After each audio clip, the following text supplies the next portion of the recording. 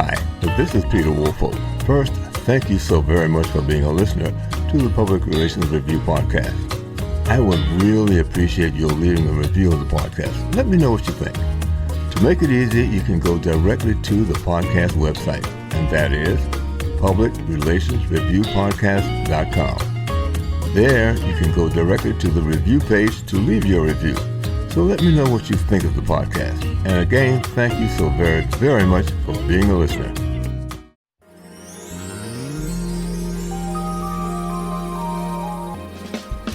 Welcome. This is the Public Relations Review Podcast, a worldwide award-winning podcast. Our experienced guests cover a wealth of current, useful topics, including adapting to technological advancements, digital and AI matters, misinformation, media relations, fake news, crisis communications, and much, much more. And of course, your feedback is always welcome. Now, here is your host and producer, Peter Woolfolk. Now, a question for my audience. Did you know that the mention of crisis theory was not articulated until 1944? Following a fire study that examined the emotional fallout from the deadliest nightclub fire in U.S. history. There, 492 people perished and 166 were injured in Boston on Thanksgiving weekend, 1942. Now, the psychological effects of crisis was also the inspiration for crisis management theory. Our guest today will guide us through the growth and development of communications crisis planning as we know it today. Now, crisis management did not exist as a formal discipline until the late 20th century, after a rash of environmental, organizational, and reputational disasters hit the nightly news, including the Tylenol poisoning and Chernobyl crisis. Early crisis management scholars recognized the immediate need for a framework to predict, plan, respond to, and evaluate crisis events with the goal of mitigating or stopping them through prevention efforts. A jumping-off point was Lindeman's crisis intervention work and others, such as the 1973 Apologia theory. Crisis management pioneers Stephen Fink, Ian Mitroff, and Timothy Combs laid the foundation for the theory and practice. Fink also wrote his 1986 book, Crisis Management: Planning for the Inevitable. So joining me today from Charlottesville, Virginia, is Matt Charles. He has a doctorate in public affairs. He's an APR. He's also president of Matt Charles Public Relations and Strategy to talk about crisis communications. Matt, welcome to the podcast. Hey, Peter. Thanks for having me. So look, let's really talk about, let's say right now, for lack of a better way of putting it, the evolution of crisis communications and how we benefit from it today, and other things that you think we should know about that component of public relations. Yeah, well, I mean, as we know, people have been dealing with crises throughout our entire history. I mean, it's the entire premise for the book, Crisis: A Global History, through Kendall Hunt, my publisher, that just published this past month, where people have always been dealing with it no matter the type, be it an illness, which we've seen again, like recently with COVID. It was bubonic plague in the past, wars throughout our history, natural disasters such as, ancient earthquakes like now, tsunamis, that sort of thing.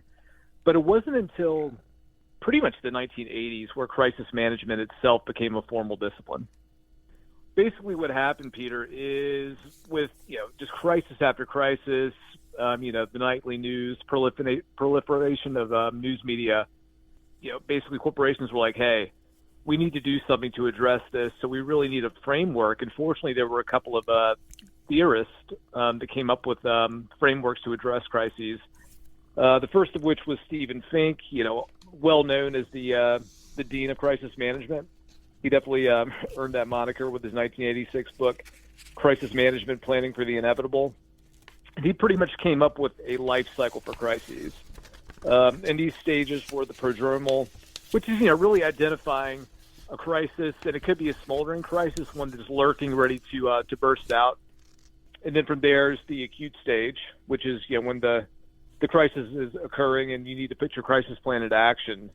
And then following that is the chronic stage, which within that you can have the initial recovery, still addressing it, of course. And then finally the resolution stage, where, hey, things have calmed down a bit. We have some time to take a breath, but also we need to evaluate like what we've done well and what we could do better. I'm just going to say after him, Ian Metroff was the next person who really built off of Fink's work. And then in 94, had his 5 phases of crisis management. And the thing he introduced was the fact of like, hey, we're not going to be able to plan. We're not going to be able to prevent every single crisis. So we need to proactively plan for these. Okay, and then following that, Fink and Metroff, we have Timothy Coombs, who a lot of folks within crisis management know, have read his work, situational crisis communication theory, which is widely applied, across all disciplines. And that's the strength of his theory, but it also really focuses on stakeholder behavior. So really understanding what stakeholders want to see from the organizations, corporations, folks like that, how they want them to behave, what's important to them, and the messaging that they would like to receive.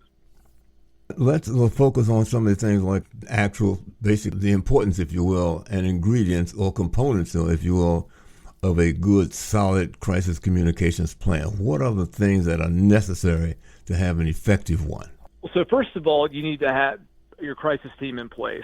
And this could be, organizations call them different things, emergency preparedness teams, crisis management teams, folks you're going to bring together when things go badly. You need to have those laid out.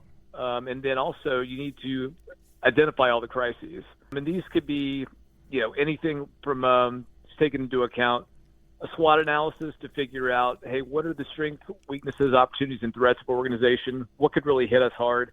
A bit of a risk management perspective from that as well.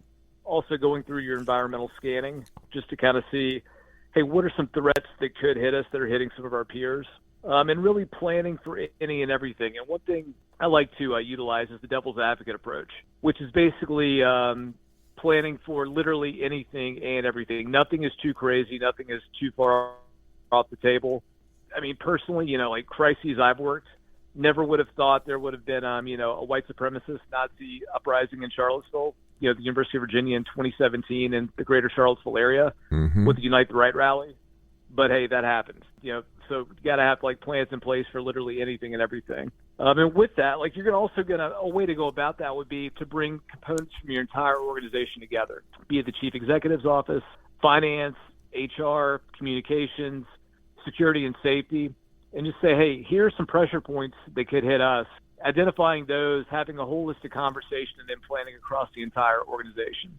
And once you have the things identified, then you can proactively plan and then figure out like what the impact analysis would be, putting maybe a little more emphasis and resources behind crises that could hit your organization more directly. For instance, if you're a restaurant, it could be a food poisoning, planning for that. And then having the response laid out of like, hey, how are we going to go about actually attacking this crisis should something happen? And that's going to be having, your holding statements in place, your ops team ready to be deployed, and knowing what their jobs are. And then finally, you're going to go through your evaluation stage, which is, first of all, you're going to do your crisis monitoring as things are starting to die down, check out maybe what the chatter is on social media, within the media, with your stakeholders. And again, like really hitting across all stakeholder groups, be it internal with employees, external with, media community members. And then from that, after that, really evaluating what went well, what didn't, what could we do better. And typically with that, you're going to bring together your team hopefully within 24 to 48 hours to have what's called an after-action report or a hot wash to report out on that. One of the other things I was thinking about as you're going through that is that, who's involved? One of those things I think is that not only every department, but every person who this might impact, and it might be it might be a shipping department, or it might be some custodians or something along those lines. But everybody who might have something that could go wrong should be at the table in the planning to make sure all the bases are covered. Yeah, I mean, literally anybody and everybody should have a voice. Maybe they can't be in that initial planning meeting, but, their bosses or supervisors or those that represent them can bring those to the table. And then, of course, like every 6 months to a year, I recommend bringing everybody together to run through an actual crisis scenario If you have the resources, do it twice a year. One can be man-made events such as corporate malfeasance, active shooter, things like that. The other could be natural, such as a tornado, earthquake, act of God event. And with this, you're going to actually have everybody that could be impacted and have them run through scenarios on how to, or run through the scenario on how they're going to address it in real time. You set, basically, the moderator will set it up. Hey, here's what's going on. And then you could have updates throughout, so like what's going on with the crisis, to really replicate what it would be in that environment, so that folks can really get a feel for it. And then, of course, again, you bring everybody back together at the end to go through that hot wash. One of the things that has happened recently, and maybe this applies to larger organizations, is that some folks will get in there and hold your computers hostage. Maybe banks or other organizations, and hospitals, I think, is another one where they held all their computer information hostage until they paid some ransom. So have you run across any of those sort of things? And first of all, how do you protect yourself against that? And if so, what sort of action should you take should that happen to you? Yeah, so personally, I've had a couple of cyber crisis clients work those. And with that, you're going to be working with law enforcement, be it state, federal, sometimes international, to try to locate the culprit. You really, if you can not, you don't want to pay the ransom, because that just opens it up, and that's just giving into extortion while you're tracking people down. And through that, there's basically going to be two components. One is the management side of really kind of going through with your team and your law enforcement partners, of figuring out who did it, and with that also protecting all other data to make things are shut down. Then you have your communications component, where you're communicating out to your stakeholders, those that were affected, if there was any personally identifiable information released, steps that are going to take place to address that, solutions, remediations. And you could also, I recommend having an FAQ, or frequently asked questions page, for folks to refer to, and also like some sort of website or some sort of page on your website that's a repository of information with updates on that. And that's actually one of the 9 types of crises that I identify in the book, one being technological, which, we're seeing this a lot now. You bring it up with cybercrime as far as, ransoms. We also see it with elections, disinformation, misinformation campaigns. Mm-hmm. But yeah, this isn't a new thing, Peter. I mean, even in the late 1850s, there was the Hawthorne incident, which was basically a solar flare that wrecked telegraph communications across wide part of the world over what would have been basically the Labor Day weekend, September 1st or 3rd. They had Labor Day back then, just shutting down global comms, because folks weren't aware at that point that a solar flare could do that. But that was a technological crisis at the time. It comes to mind now simply because everybody is talking about AI. How can AI be used in, let's say, maybe the prevention of crisis communication, or better still, how can it be used in whatever format is used in to help prevent and minimize crisis communication? Well, I think first, if you're going to use it, you have to make sure that it's speaking the same language you are and kind of thinking along the same lines algorithmically. And you're going to use that, you can use it generatively to help formulate ideas, try to come up with scenarios, really quickly, maybe write out some sort of crisis communication or statement, or with the facts that you have. This really can help you use real time in a lot of the tactical aspects, but you're still going to need the human side to think strategically. But you could ideate through the AI as well, that you have, whichever tools you choose to use. Now, on the flip side of that, we also need to realize that AI can be weaponized on the other end. Mm-hmm. You need to be able to prepare for that and say, hey, what are some scenarios that could hit us? Specifically, it's a lot. We're seeing it more through the disinformation and misinformation, and just things being just splattered out there across the internet ether, with just basically false claims that are going to basically incite people, turn folks against one another, and it's a whole mess at that point. Would you recommend, because I forget the exact title of them now, but there are a lot of programs that you can use online to find out people's sentiment about you. What are they thinking about you? Or, if there are things being said that could lead to some sort of crisis. Would you recommend having those, I forget the names of those particular programs to have so that you're up to speed on what's being said about you, regardless of what it is, positive or negative? Yeah, I mean, there's some social media consultancies that basically have their proprietary software that you can work with them. But, you could also just I find that the good old Google search, and I've had conversations with folks about this, if you really need something in real time, that's really going to help you figure out what's going on. Mm-hmm.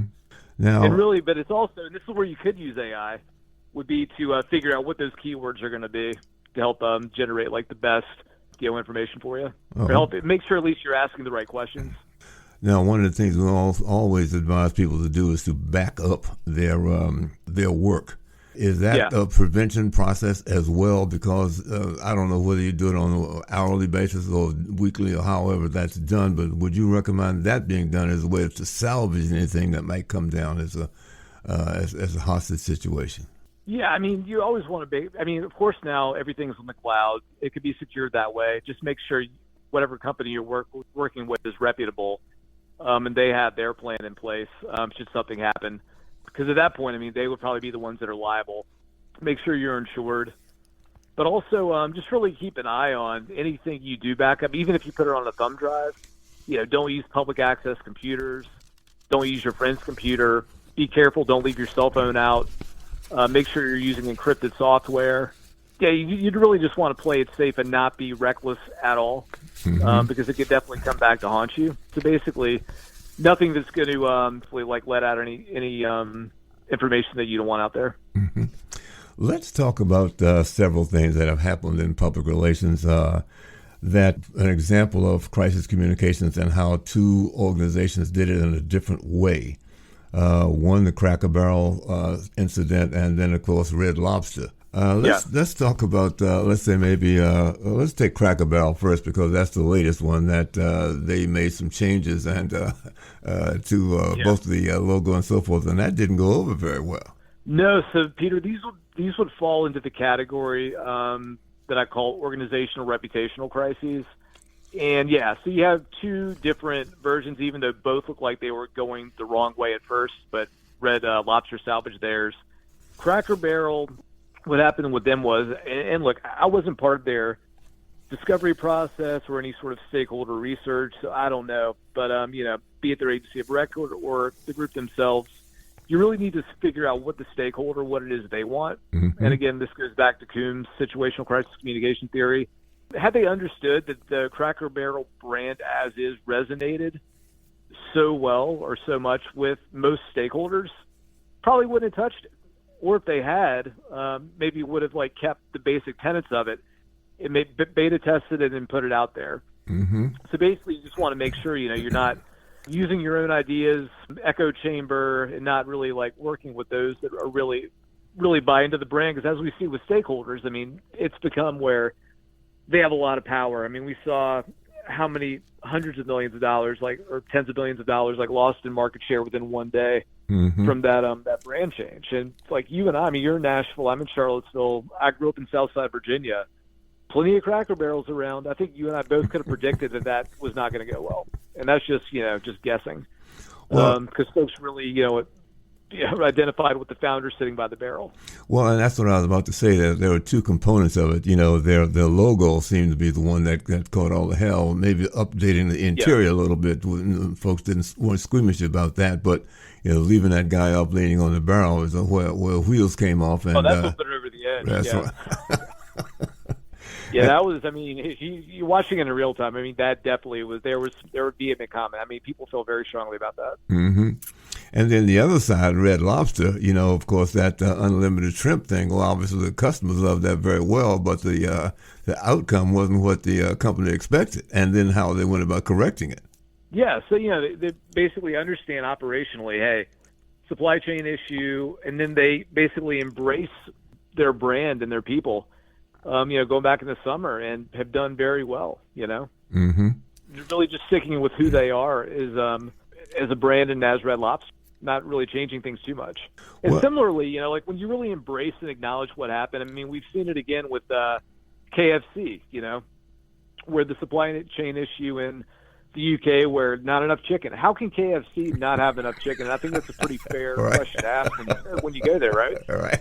And they were like, hey, supply chain, we messed up. I think there was also a major wreck bringing chicken. They had hours where they couldn't get it in through this major thoroughfare. Mm-hmm.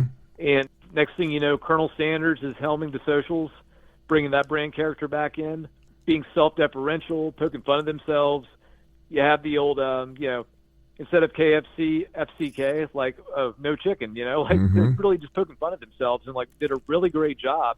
And I would argue reputationally came out stronger for it. Well, that's what I was going to say about Red Lobster. Yes, they acknowledged that they screwed up, made a mistake and laughed at themselves and oops, sorry about that. We won't have that. How could we have been so foolish not to anticipate that sort of thing? And, folks like the fact that, we acknowledged the mistake and we're going to try to do better the next time. Exactly. And I mean, again, with crisis, management and crisis, specifically crisis communications, that is the magic formula. Stating what happened, being truthful about it, and as open as possible, transparent as possible, and then the solutions that you're going to take to rectify it, and then providing updates as you go along. And if it's something really tragic, like a death, or just in general, if somebody is really hurt, or a group is really hurt, or having a hard time, really infusing everything in empathy. One of the things that you've alluded to, or sort of mentioned briefly in our conversation today, is before we leave, I want you to just give our listeners an overview of the book that you've recently published. Yeah, so the framework itself we've discussed a lot, during our initial conversation here, of basically going about how to work through crises and the frameworks, basically that have been identified and the ones that I use. The book itself, what differentiates it, Peter, is it's an historical narrative and going back and examining 9 different crisis types throughout history. Each crisis type is a chapter. Most of them are starting in prehistoric times, and how people dealt with them. Did it go right? Did it go wrong? If it went wrong, why? And just we see over and over again, a lot of this is mistakes in leadership. And it really does boil down to leadership. And if people are willing to make decisions that might be tough at the time, but are for the greater good, or if they want to back off because they're too worried about their own legacy, that's another issue. But the 9 different types, the first one is conflict or crisis. The second is disease. Then we go into economic, environmental, famine, natural, organizational, reputational, social justice, and technological. And I differentiate between environmental and natural. Natural would be purely act of God, again, an earthquake. Whereas environmental could be something such as, carbon in the atmosphere that may cause a weather event, but basically it's something that we cause as humans, as people. And also, interestingly enough, analyzing a lot of these crises, if one happens, it puts you at risk, much higher risk for another type of crisis jumping in. So, for example, if there is a war, you're definitely at risk for famine. And we've seen that, World War I is a great example, with millions of people starving to death. Interestingly enough, talking about leadership, Herbert Hoover, who many would, maybe state maybe one of our least popular presidents ever because of his performance Depression era, leading into that before FDR took over. Prior to that role, he was head of helping basically make sure there were supply lines of food into Europe so people were fed. So this guy, from an organizational supply chain perspective, he's a former engineering, mining executive. Great job. One of the greatest humanitarians of all time, widely known from that angle as far as helping prevent famine. But then once you get into political leadership, that's a whole different ballgame where you're leaning on other people to get things done and you can't micromanage as much. Mm-hmm. And you might not totally understand the entire concept or philosophy of what's going on economically. It's much more of a micro versus the even though the hunger of helping solve that was was a macro deal. At least micro, you could figure out and chart supply lines and supply chains. And even coming out of his presidency, after World War II and during it, he was brought back in to help make sure folks in Europe had enough food because people did realize how good he was at that. And it just came down to types of leadership that he had and situations he was in. One he performed awesome, the other not so much. Okay. Yes, one more thing before we go, because when it comes to public relations and you look at people's websites and so forth, a lot of people say that we have crisis communications experience. Give me your idea of what people should look for from someone who advocates that they are a good crisis communication specialist for PR? Yeah, I would say experience, number one. Yeah, it's great to have the training as far as, degrees, certifications, like we all know.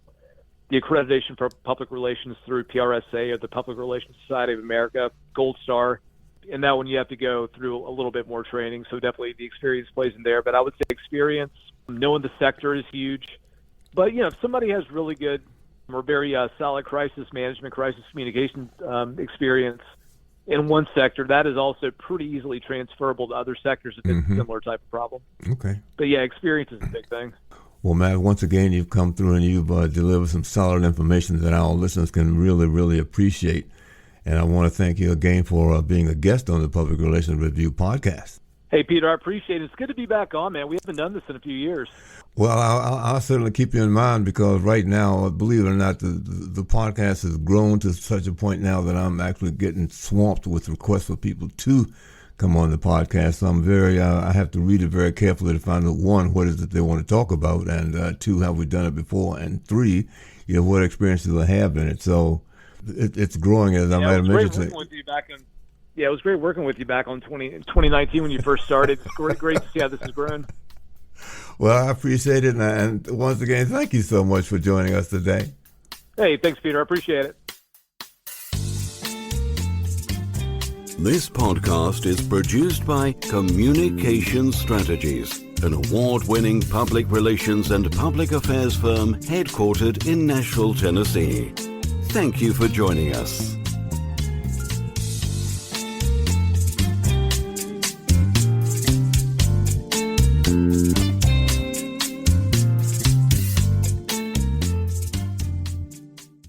Hello, this is Peter Woolfolk. First, let me say thank you so much for being a listener. Now, I want to alert you to our shiny new podcast website located at podpage.com. However, you can go directly to the podcast site located at publicrelationsreviewpodcast.com. There, you can contact me through email. You can leave a voice message. You can leave a review. You can read an episode blog and frequently learn about the podcast guests. You might also want to suggest podcast topic ideas or even suggest a guest. You can also let me know if you would like to receive our podcast listener logo that you can post on your social media. So I look forward to hearing from you about our new podcast website. Thank you so much for listening to the Public Relations Review podcast, and have a great day.